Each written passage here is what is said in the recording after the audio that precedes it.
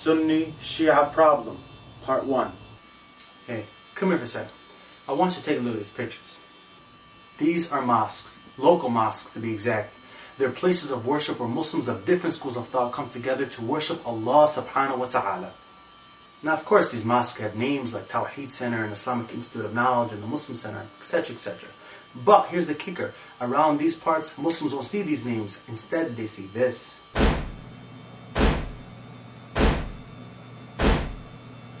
Now this, my brothers and sisters, is a problem we need to discuss.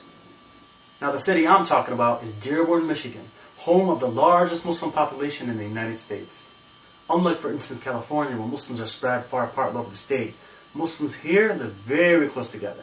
Now one might think that because the Muslims around here live close together, we have a, tight community, right? Unfortunately, we got a very separate and divided community. Straight up, around here you're either Sunni or you're Shia. And you know why? It's because a disease has infected some of our people today. And that disease is a nasty little word called sectarianism. Brothers and sisters, for us Muslims, sectarianism is a bad, bad thing. Because it essentially means that you're the kind of person that only cares for his own sect, that only feels loyal to their own sect, and worst off, that they only feel that they belong to their own sect, rather than the whole Muslim Ummah. But having loyalty and only caring for your own sect is just the tip of the iceberg. Depending on your environment, this sectarian mentality can escalate into something even worse, such as hating the opposite sect or even killing without remorse. And believe me, it all starts with these nasty man-made labels, Sunni and Shia. Now the way I see it, this sectarian mentality has created 3 distinct problems in Dearborn. Problem number 1, separation and disunity. Now like I was saying earlier, Muslims around here might live close together, but we're not close at all. You know what I'm saying? For instance, Muslims that label themselves Sunni or Shia will be called dead going to each other's mosques. But besides this separation, it's the disunity that's really problematic. And here's a good example. See this building here? This is U of M Dearborn, where I went to undergrad college. And back then, a long time ago I might add, we used to have some kind of Muslim student organization on campus. Now our objective back then was to tackle local problems in our communities. Good stuff. But from the very beginning we were divided, and both sects only cared for their own interests. Because of the Sunni Shia stuff, each side spent all their energy and time trying to eliminate or sideline the other. Thus, it was a complete waste of 2 years. And today, guess what we got? We got 2 Muslim organizations on this campus. One for the Sunnis and one for the Shia. It's crazy, man. Problem number 2, identification complex. Now before I explain what I mean, listen to this story. I have a good friend who has a daughter that's 7 years old. And this guy's a really good dad. Every day when he gets home from work, he grabs his daughter, puts her on his lap, and he asks her, Habibi, how was your day today? How was school today? Etc., etc. On this particular day, his daughter had a very sad and confused look on her face. So naturally, he's like, what's going on? What happened today? It turns out that during playtime that day, 3 girls walked up to her in a very confrontational way. And they asked her, hey, we want to know something. Are you Sunni or you Shia? Stop! Now you know that these girls did not learn this on their own. They had to learn this from their parents or someone's parents. Instead of learning that Muslims, regardless of school of thought, are supposed to be united, these girls are being taught how to identify and choose sides in their minds and even formulate a prejudice? Oh, no. It's a sad tale, but it illustrates exactly what I'm trying to say. And that is, Muslims around here are obsessed, with trying to identify who you are, Sunni or Shia. Brothers and sisters, this is not the way we're supposed to be. If anything, we should be the complete opposite. We should want to identify whether a person is Muslim or not. And that's it. Stop there. Because it is the Muslim, and only the Muslim, that's automatically my brother and sister. Because Allah said so. Problem number 3, lack of caring and compassion. Now, like I said earlier, one of the nastiest byproducts created by the Sunni Shia stuff is that you only start to care for what you consider to be your own sect. For example, around here, I unfortunately know some people that just don't care when some idiot in Iraq or Pakistan blows himself up in a mosque that's been, labeled Sunni or Shia. Instead of feeling sad that yet another Muslim has been killed by one of these ridiculous bombings, they feel some sense of revenge or retribution for their sect, which is a really disturbing mentality. But if you really want to see how bad the Sunni Shia stuff can get, all you gotta do is take one look at Iraq. Today in Iraq, we have a sectarian disaster that sadly shouldn't be. On one side, they have the Shia camp that's fighting and killing just to be the head dog, as if the United States did all this just to let them run the country.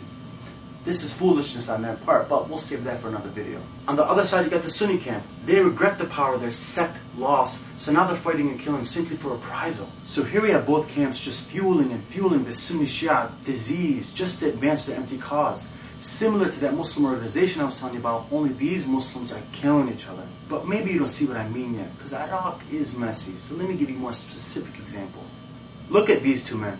To the left is Ahmed Shalabi, and to the right is Sa'ad Hariri.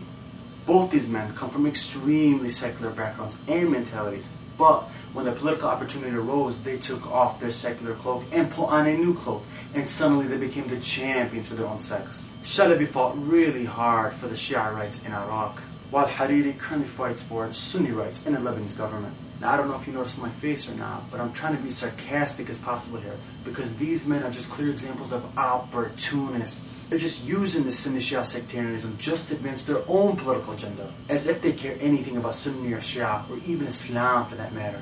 Please. Now, aside from our own people fueling and using the Sunni Shia stuff for their own benefit, what do you think our rivals and our enemies are thinking? I'll tell you what they're thinking. Not only are they laughing at us, but they love the fact that we can't get along. And why? Here, let me spell it out for you. This is Geopolitics 101. You ready? Divide and conquer.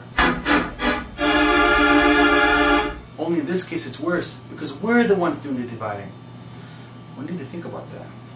Now listen, we're not stupid. I know that the Sunni Shia problem within our Ummah has been a problem and will probably continue to be a problem for a long time. We also know that all of us, including myself, have one time or another fallen into the trap of sectarianism. But just like all life's tests, we have to beat it. It has to stop somewhere. We Muslims have to ask ourselves, how does Allah want us to be identified? Or how did Allah intend His Muslim Ummah to be identified? And of course the answer, just like all life's answers, lies in Quran.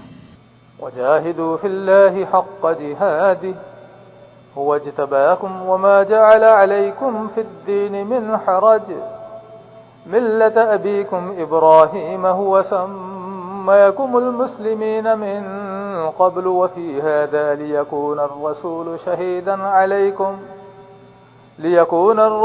شهيدا عليكم وتكونوا شهداء على الناس. Brothers and sisters, the ayah is very clear. Allah subhanahu wa ta'ala never intended for His ummah to be separated by labels. The last thing we should do is cling to these names like Sunni and Shia that do nothing but naturally divide us. Because at the end of the day, this Muslim ummah is supposed to be like our dear Prophet ﷺ described it. The Muslim ummah is like one body.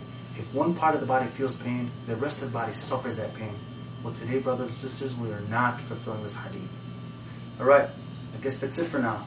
Now for you locals that are wondering what is Danny doing here, well, this is the year 2007, and this is the new form of da'wah. So inshallah in the near future we'll produce more video blogs.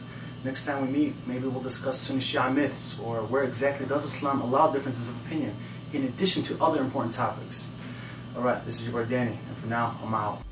يا أيها الذين آمنوا استجيبوا لله وللرسول إذا دعاكم